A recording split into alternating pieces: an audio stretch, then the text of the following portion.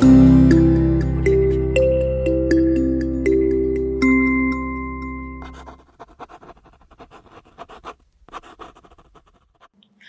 learners, welcome to biology class. So today we're going to discuss about modification of root system. Before proceeding this, what is adaptation? So the particular flora or fauna which is adapted to the particular environment is called adaptation, right? Yes. So based on this adaptation, some of the morphological characters which is modified in the root system as well as the shoot system. So here we're going to discuss about the modification of root system, why it is needed. So in some plant, the root change the shape and get modified to absorb and transport the water and minerals from the soil to different part of the plant. They are also modified for support, food, storage and respiration. The root modification perform two major functions such as physiological and mechanical. So let us have a detailed look about the modification of root system. Learners, before we start proceeding our session, so we have a small recap session. Function of root: absorption of water and minerals, providing anchorage to the plant, food storage, hormone synthesis. So this and all we discussed in the previous session. So today we are going to discuss about modification of root. Roots are critical for absorbing water, minerals and salt from the soil. In some cases, the structure of the root get modified to supply nutrient and water to different parts and carry out additional function. The roots get modified to maintain the physiological and mechanical integrity of the plant. So here we are going to discuss about the taproot, how these taproots are modified into the following roots. Modification to carry on special function. So based on these, it's categorized into two types. One is physiological and other one is mechanical. First, we're going to discuss about modification to carry on special physiological function. Storage roots become fleshy by the accumulation of stored up food. Very often, the aerial parts of these plants die out during unfavorable season. And when the season becomes favorable again, new buds sprout either from the underground fleshy root itself or from a small bit of stem above. Thus, they serve for perennation almost as well as the underground stem. In other cases, especially in the trophic, the reserve food is utilized by the plant during flowering and fruiting. So these swollen roots serve as important vegetables and food reserve for the human race. This swelling and storage may involve the taproot with or without its branches or adventitious root. Many common vegetables are instances of storage in taproot. Such swollen taproot are named according to the shape assumed. In this picture, you will study about the fleshy taproot. It shows conical in carrot, fusiform in radish and napiform in turnip. So this will be the another type of the modification where we are going to study as in storage. Roots are critical for absorbing water, minerals and salt from the soil. In some cases, the structure of the root get modified to supply nutrient and water to different parts and carry out additional function.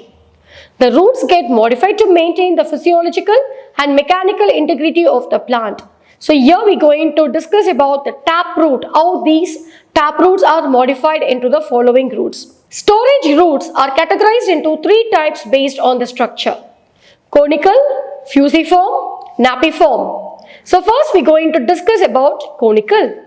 Now we are going to discuss about conical form. Example, carrot. Botanical name, Dacus carota. In this type of storage taproot, the primary root starts swelling from the base of the stem and gradually reduces towards the apex of the root. This type of root has one smaller end, whereas the other end is tapered. This fleshy taproot resembles the cone. Many thread-like secondary and tertiary root arises throughout the length of the conical fleshy taproot. In simple word, it looks like a cone. Fusiform. So in this type of storage taproot, the primary root is tapered at both the ends. The end being the base of the stem and the apex of the root. It appears like a spindle, thickest from the middle and narrow from the end. I repeat, it appears like a spindle, thickest from the middle and narrow from the end. In conical root, tapping occurs at only one end, while in fusiform, tapping is present at both the ends. So here I'm just going to share one of the example that is Indian radish. Its fusiform roots consist of swollen hypocotyl near the base and swollen taproot in the rest of the region. So in the next picture you can study about the European radish.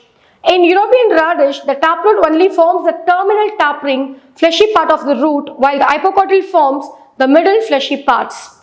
Last we are going to discuss about nappy form. So this fleshy root is very thick at the base of the stem and appears like a spear. The swelling of the taproot occurs from the base of the stem but does not reduce gradually. The taproot tapers at the base of the root. I repeat, the taproot tapers at the base of the root. Here example, turnip, Brassica rapa. So this will be the botanical term for turnip. Most of the swollen part of the turnip is hypocotyl. The taproot appears at the tapered end of the turnip where secondary and tertiary roots are also present. So this is the picture for turnip. Next we are going to study the beetroot. Beetroot also shows a nappy form. Beta vulgaris. So this will be the botanical term for beetroot. Both the hypocotyl and taproot forms the swollen structure. So here you can see the picture for beetroot.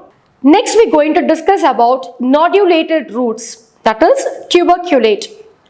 So in this picture you can study some of the nodulated, like there will be the construction around the root. Nodulated roots are the type of taproot that are irregularly swollen. In this, the primary, secondary and tertiary roots are swollen and are called root nodules or tubercles. These root nodules consist of millions of nitrogen-fixing bacteria of genus Rhizobium. The nitrogen that is present in the atmosphere cannot be utilized by the plants directly. So, the rhizobium present in the root nodule helps to convert this nitrogen into the form which can be easily utilized.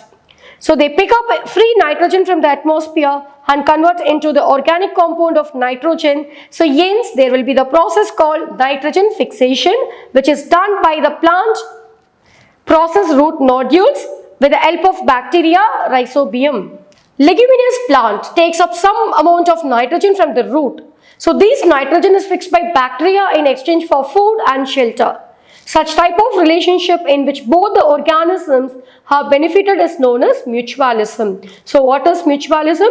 Both the organisms gets benefit. So it refers to mutualism. For example, they mostly occur in leguminous plants such as pea, Pisum sativum, gram, Ciser eratinum, groundnut, Heracus hypogea, methi, Medicago falcate. So these all shows leguminous plant character. So far we discussed about leguminous plant. Now we are going to study about non-leguminous plant which contains the root nodule. Example, Parasponia, actinorizal plants such as alder and bayberry. Next we are going to study one of the interesting one, that is pneumatophore. What is this pneumatophore? See, this type of root which were out of the soil. So pneumatophores are called aerial taproot which comes out of the soil and help the plant to breathe. Therefore, they are known as respiratory root. I repeat, this is also known as respiratory roots where it can help in the process called breathing. They are found in those plants which are growing in mangrove or swamp. The soil of the mangrove is clayey and sticky, which does not allow the air to pass through it. Therefore, the root of such plants come out of the soil for respiration. Pneumatophores grows vertically upwards. They shows negative geotrophism. What is this negative geotrophism? Positive geotrophism and negative geotrophism are the plant, that is the root which moves towards the gravity. But these pneumatophores shows negative geotrophism because it grows vertically upward, that is above the soil, not below the soil. If the roots present below the soil, it shows positive geotrophism, whereas the root grows vertically upward, that is above the soil, it shows the negative geotrophism. The surface of the root contains small pore-like structure known as lenticles or the nematodes, which help in the exchange of gases. The remaining surface of the root is covered by cork. For example, bald cypress, Avicennia germinans. So these are the example of pneumatophores.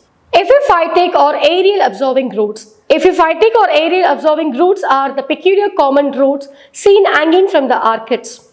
Epiphytes are provided with these aerial roots in addition to the clinging. The aerial roots are greenish and covered with a spongy velamen tissue with which they absorb atmospheric moisture. Their function is therefore absorptive. They also carry on a little carbon assimilation because of the chlorophyll. So such roots are also found in some aroids. This diagram shows arcade showing aerial and clinging roots to study the aerial absorbing roots. So please have a look about this diagram. Assimilatory roots. These are green while ordinary roots are not so.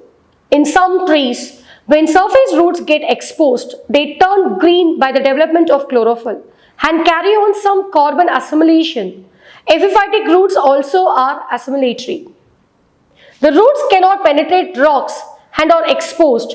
They are green and assimilatory as well as shoot forming. These roots often assume a flattened thalloid structure and remain fixed on the rock by means of holdfast called hapatera resembling some algae. Reproductive roots are also called as propagating adventitious root. What is adventitious? There will be like cluster. They form adventitious bud that develop into shoot above the ground and produce new plant. For example, Dahlia and sweet potato shows reproductive roots. So far we discussed about the modification to carry on special physiological function. Now we are going to elaborately study about the mechanical function. How the modification which is taken by the mechanical function. In that, first we are going to discuss about prop roots. Prop roots. In some tropical trees, the horizontal aerial branches give rise to aerial root which are provided with root cap and hang vertically down from the bough like so many strings. These grow down and on reaching the soil and becoming anchored. So it gives the support.